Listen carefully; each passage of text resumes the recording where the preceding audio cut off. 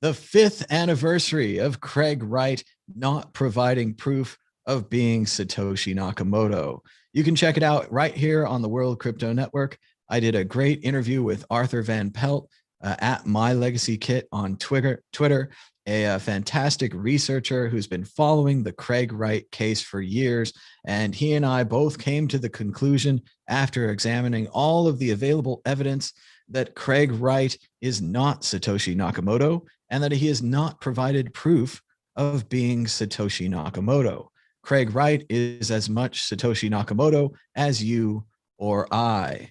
But it is amazing to see how long this con and this deception has gone on, how much money he has made, how many lives he's ruined with his lawsuits and continues to ruin and burn the money with legal fees, and how they're still hanging on over there in BSV. And maybe there's going to be a BSV2 or a BSS, VSS, some kind of new coin. But it's an amazing story. We covered all the different factors, so be sure to check it out here on the World Crypto Network. But let's just go to Josh Sigala first. Josh, what do you think about Craig Wright 5 years later, still no proof? Yeah, it's so weird because one of the main reasons why he won't sign, apparently he won't sign the first Genesis block is that, well, do you show everyone your bank account? Well, it doesn't make any sense, because in one way you're saying, hey, I'm Satoshi, which is effectively showing you your bank account. Because if you are, then I know how much money you've got in a chain, in the blocks. Yet he won't sign it. It just, come on, man. You know, really, like, just stop it. Stop with this guy. I actually, you know, good on, like, I wish BSV all the best. You know, see you later, sayonara. Try your best. This is a competition, and it's a competition of the best. May the best chain win. And you know, at the end of the day, what I just don't like is fraud. Is fraudulently conning people into thinking that the real Satoshi is behind this project and not that project.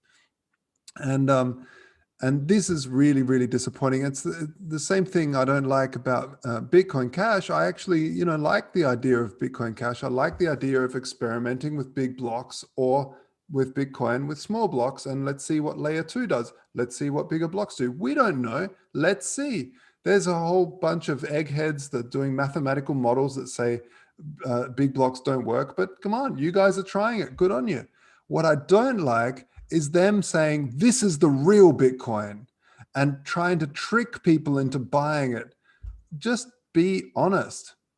Bitcoin is Bitcoin. BTC is Bitcoin. You guys forked off and created that as bigger blocks. Let's see how it works. It could work. It could, if you're honest about it and it does better, then the flippening could happen. But it's not going to happen if you just keep conning people with fake stuff. So that's my take on it. You know, and if BSV want to do a whole bunch of other stuff, and like I've looked into it sometimes, you know, I don't know, you know, I've got some family members that are right into it weirdly enough. Don't ask me. Anyway, so I've you know, I've looked deeply into it, and really it doesn't make any sense. They want to go bigger. They want to have these huge blocks, which basically centralizes the mining. And then when you say to them, yeah, but centralizing mining is not good, because then they can censor things and say, well, do you want you know, drug lords and pedophiles on your network? And it's like, well, that's a bit of a straw man. Like, of course I don't want that. That's ridiculous. No one would want that if they're a just person. But what you also have is, if you do have the ability to censor people, then you are obliged to censor them, which means a whole lot of work, which means a whole lot of policing, which means a whole lot of this and that and the other thing.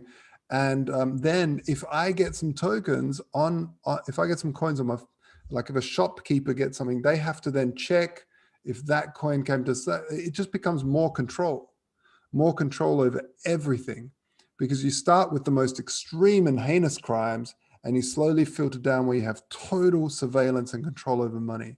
The whole point of Bitcoin is decentralized money, is uncontrolled money. Now, let the crime fighters fight the crime on the ground. Let them, yeah, there's a tool called Follow the Money. It's a very powerful tool. It's a great tool, and you can still use it on Bitcoin.